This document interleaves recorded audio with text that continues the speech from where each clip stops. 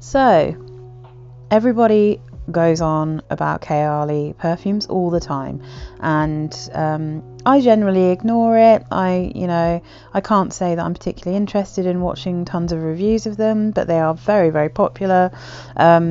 So I kind of figured when I saw on ASOS for Black Friday that they had this little set on a deal, teeny tiny little testers, I kind of figured I'd see what all the fuss was about. And I mean, it probably won't come as a surprise to you that I'm going to just stay up front. I don't really see what the fuss is with these, but let's go and have a look at them, shall we?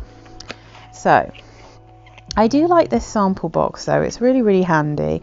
So if we start with Vanilla 28. Now, people talk about this perfume all the time. People are obsessed with this one. I cannot understand why people are so mad for this Vanilla 28. I mean, first before I carry on, these are really, really nice. This is a really nice little sample box. I think it's really nicely done. I appreciate kind of that this is pretty stylish. It's quite nice to look at, but I have to say, this, I assume that there's patchouli in it. There's something in it that I really do not like at all. So the notes here, let me just try and position so I can actually read it off. Vanilla orchid, tonka absolute, brown sugar, amberwoods, musk. I don't find it massively sweet. It's kind of a vanilla essence kind of vanilla to my nose. There's something in it that I really don't like. I don't like the woods. To be honest, I'm not really keen on brown sugar, so I'm probably not the best person to talk about that particular one. But I feel like there's probably patchouli in this that's not listed. There's something in it that I find really quite jarring and a bit unpleasant. So that one is definitely not for me. Now, the one that I thought I'd definitely like is the musk. This musk number 12.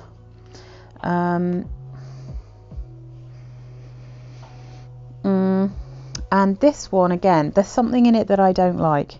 It's okay. It's not one that I like heartily dislike. Oh, it's probably jasmine. So musk 12 has lotus flower, jasmine, musks, vanilla and sandalwood.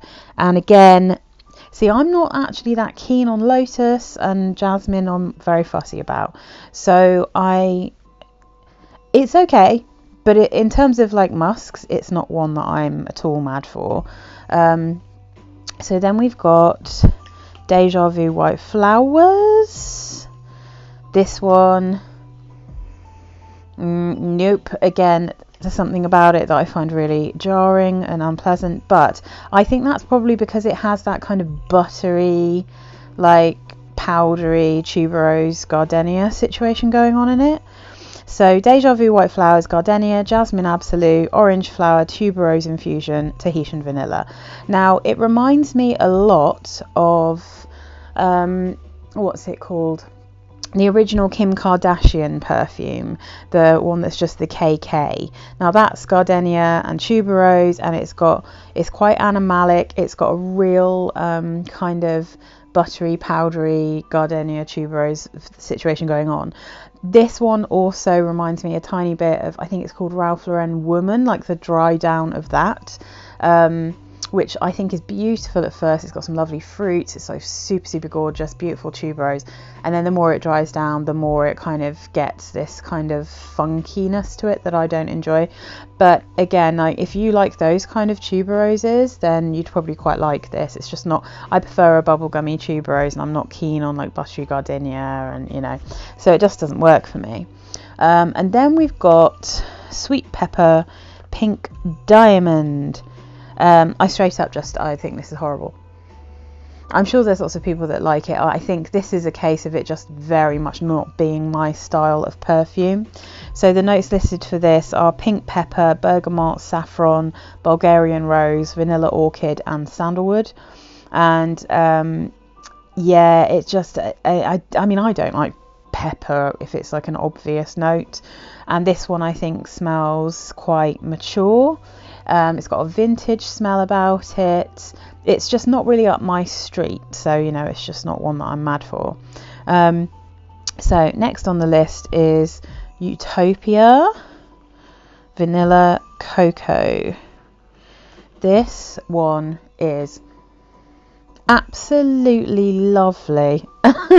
I didn't know what I was going to think of this one. I wasn't really bothered about it. I just assumed, because it said cocoa, I did have to check what the notes were even before I sprayed it, before I bought this, in fact, because I was like, oh, is that cacao or like chocolate or something? But no, it's cocoa for coconut. Oh my goodness, it is so pretty. So Utopia Vanilla Cocoa is pear, jasmine, coconut, sandalwood and vanilla bourbon. Now, I'm sure that's not the entire notes. I think they've got totally other notes on Fragrantica, or at least more notes, you know. But oh my goodness, it's so lovely. It's really a beautiful summery scent. It's just beachy and fresh. There's something very magical about it in the bottle and on the card. So I will I obviously tried this one on my skin, and I will come back to the ones that I actually tried on my skin. So I just already suspected I wouldn't like invite only amber. Nope. It's quite an old school amber. So it's black cherry, honey de Provence, tobacco leaf, amber resin, vanilla, Madagascar. So you do get a slight hint of the black cherry in it. I feel like this one smells like there's patchouli in it as well. In fact, I think a lot of these smell like there's patchouli. So what I'll do in a minute is I'm going to get up Fragrantica and just have a look at some of them, because the overriding scent that I get with a lot of these is patchouli, like hardcore patchouli. Now, this one, Invite Amber Only, to me smells boozy.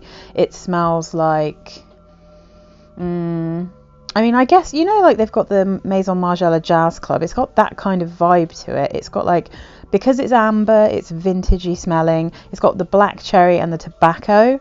But it also, like, that black cherry has like a cherry liqueur or a cherry brandy vibe about it, or if you get like a cherry bourbon, you know, it's that kind of smell. So it's just not really up my street, but I can understand that other people would really enjoy that.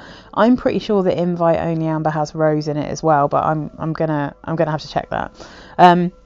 So then we've got Eden Juicy Apple. God, I saw so many people reviewing this perfume. I was sick and tired of seeing all the reviews of this one. But it doesn't smell like I imagined it would. This smells like a child's perfume. It's very... Oh, I don't like saying immature, but it smells immature. It's juicy red apple, wild berries, jasmine, lychee, vanilla flower and central musk. And on the plus side, it does not smell like it's got patchouli in it, but it smells like syrup. It smells like maybe an apple lollipop, and I don't mean like a juicy, watery, frozen, icy lollipop. I mean like literally a boiled sweet level of sweetness. It's very, very young, I think is how I describe it. I wasn't expecting it to be like that. I thought it was going to be much fresher, juicier, but it is straight up like a boiled sweet level of like apple. I'm just trying, yeah, it's like a Jolly Rancher. It's like a Jolly Rancher level of apple, so it doesn't smell massively natural. There must be something about the mixture of the berries and the apple, but anyway, so it's not something that I would be that bothered about, because although I actually quite like it, but I already have like loads of kind of sweet fruity perfumes. I wouldn't need to get this one by any means. And then another one that I've seen 45,000 reviews of, I think I'm, one of the only people in the entire world that hasn't got Love Fest Burning Cherry. So this is the nicest black cherry. Now, I would love a black cherry perfume. But the black cherry in this to me is super fleeting. Like, I think it doesn't remain, it smells incredible when you first spray it, like incredible. It is proper black cherry in the nicest way you can imagine. So this is it says burning cherry, but to me I assume that means black cherry, raspberry, praline, palo santo wood, guaiac wood and patchouli. So again, the patchouli starts to come out the longer it's on your skin, the woodiness comes out the longer it's on your skin, and it gets a bit more smoky, and the cherry kind of starts to disappear quite quickly. So yeah, I mean, when I sprayed this on the card, I was like, oh my god. When I sprayed it on my skin, it was really light, and I wasn't expecting that to be the case, but it was so light. It was like full, I mean, I'd say like eau de cologne levels on me. Now my skin might just eat these perfumes, I don't know, but I tried Love Fest Burning Cherry and I tried Utopia Vanilla Cocoa, and both of them were incredibly light. I had to really, like, there was no sillage, there was no projection, it was very fleeting. They're both pretty. I think Love Fest Burning Cherry is really beautiful when you first spray it, and then very quickly becomes really dull, and it's only special for a very short period of time, and as soon as you start to lose that black cherry, it's like, it's alright. I can understand why so many people like it, but it's not something that I think is worth the money, because it's really light and it just goes away so quickly. I could barely smell it on me at all. Now Utopia Vanilla Cocoa, on the other hand, I could smell that for a bit longer, but it was incredibly light, and there is something so magical about the pear in this one, on top of those kind of beachy, floral, coconutty, slightly salty yumminess. Like, it's so pretty, but it's another one that definitely got a bit less pretty as it dried down. By the end of the journey, it just wasn't as nice. So I don't know, like, I mean, I'm just not, I don't really see what the fuss is with this, but as per usual, I am a bit of a fuss pot. I don't always like the same things as everyone else. I mean, I don't know, I guess I'm just a bit fussy. But like, let's just have a little look to see. So if we look at the ones I actually like, so Utopia Vanilla Cocoa 21, let's have a look and see what Fragrantica is saying about this one. Oh, it says there's tuberose in it, maybe that's why I like it so much. I love a bit of tuberose, if it's done in a way that I like, obviously. Okay, there's loads of notes on here. Top notes: coconut, milk, honeysuckle, pear, blossom, Italian lemon. Middle notes: tuberose, jasmine, sambac, gardenia, ambrette. Base notes: bourbon, vanilla, sandalwood, musk and patchouli. Oh, maybe that explains why I don't like it as much when it starts to dry down. Patchouli again. There's just patchouli in everything from this brand. Let me have a look. Okay, let's have a look at Vanilla 28 while we're at it to see. Let's see. Warm, spicy, apparently. Yep, there's patchouli in this. Knew it. I knew there was patchouli in this. They've all got patchouli. Okay, Fragrantica's being a bit slow, but yeah, that explains a lot. So let's see. Let's look at Love Fest Burning Cherry, because that's the other one I liked. I do. I mean, I'm not kidding. Like, can somebody please make a perfume with that black cherry note? Just that black cherry note? Oh my god, so delicious. So let's see what this is saying for the pyramid. God damn it, yeah, patchouli. There's always patchouli. Oh, I knew there was patchouli, it told me here, so let's not be pissy about that one. Okay, so top notes: burning cherry, raspberry, bergamot. Middle notes: praline, heliotrope, damask rose, jasmine, sambac. Base notes: palo santo, tonka bean, guaiac wood, Peru balsam, Haitian vetiver, ambretaloid, and patchouli. So again, there's a lot of notes in these perfumes.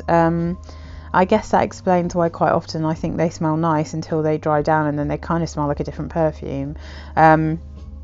So what else have we got? Let's have a quick look at invite only, because I'm interested now to know what all of these smells are. They could have printed a bit more on here. They definitely had room. So what does it say here? It says black cherry, honey de Provence, tobacco leaf, amber resin, and vanilla Madagascar. So on Fragrantica, they've got listed top notes: tobacco, sour cherry, interesting, honey, chocolate, hazelnut. Middle notes: Ceylon cinnamon, May rose, and damask rose. Okay, I knew. Citrus leaf. Base notes: amber, agar wood, which is oud, vanilla, benzoin, sandalwood, cypriot oil, patchouli, and musk. Yeah, I mean, I knew. Yeah, there's definitely rose in this. I thought so. Yeah, that's a real heady, old-fashioned, strong smell to me. So it's just not my kind of thing. But I won't go through all the rest of them, because I'm just not keen on them anyway. You know, you don't need to listen to me going on about how I don't really like something, but you know, it was interesting to test these out. And what I'll be able to do now is I'll just be able to put this up for a nice cheap price on eBay so someone else can smell them. Annoyingly, one of the ones I really wanted to smell was their citrus perfume, and I don't know why, but that one's not in here. So that was like the one I was the most excited about. So if I just have a quick look at citrus, if any of you have tried it, let me know what you think. So this is the Citrus 08 from Kayali Fragrances, and this one, I wonder if I'll look at it and it's got patchouli in it and I'll be like, oh. No, see, it doesn't have patchouli. Top notes: pink grapefruit, rhubarb, bergamot, blackcurrant, pink pepper. Middle notes: Bulgarian rose and damask rose. Base notes: musk, oak moss, and tonka bean. And that just sounds real nice. That one I think might have been a bit more up my street, and especially because I don't really recognise many of the perfumes. They've got the old version of In Love Again, and I love In Love Again. Atelier Cologne, Hermes, Jardin.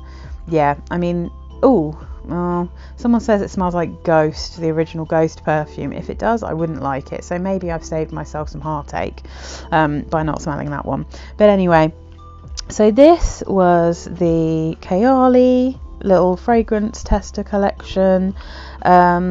It's a very cute little collection. I think it's definitely I mean, I've heard so many people talking about these perfumes, and honestly, having smelt them, I'm not really sure they particularly stand up to any of the scrutiny, like for how they've been described. I don't really get it myself, but again, I'm not typical. I don't tend to like really popular perfumes, so I don't know. I don't think any of these are particularly stunning. The Utopia one I think is my absolute favourite, and that's one of the only ones that I'd be happy to kind of find in my stocking. Burning Cherry, I just don't like the way it dries down. But Utopia, I think if it was stronger, that's the only one I would consider from here. I think it's a gorgeous, gorgeous beachy smell, which is so pretty. But yeah, Kayali, not unsurprisingly, not for me.